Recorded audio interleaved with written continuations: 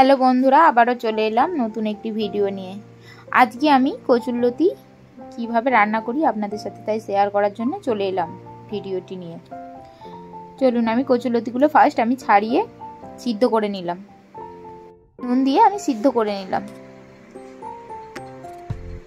এদিকে আমার সিদ্ধ করা হয়ে গেছে কচুরলতিটা।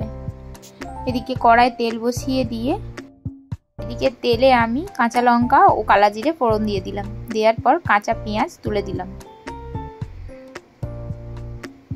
পেঁয়াজ ও টমেটো দিয়ে দিয়েছি, একটু ভাজা ভাজা করে নুনটা দিয়ে দিলাম।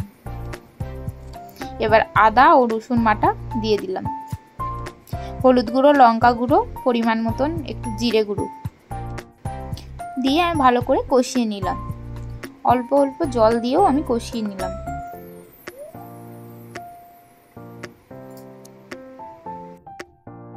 একটু জল দিয়ে আমি ফুটতে দিলাম।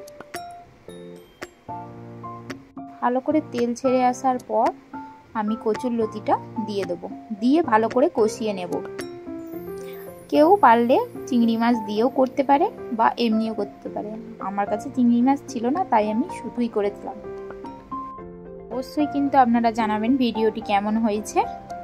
আর গরম ভাতের সাথে এই কচুরলতি জাস্ট অসাধারণ খেতে লাগে। একবার অবশ্যই বাড়িতে ট্রাই করবেন আপনারা। আর লাস্টে লাবানোর আগে আমি অবশ্যই পাতিলেবুর রস মিশিয়েছিলাম। চলুন, আমার কচুরলতি রান্না রেডি হয়ে গেছে। ভাত খাওয়াটা জাস্ট জমে যাবে।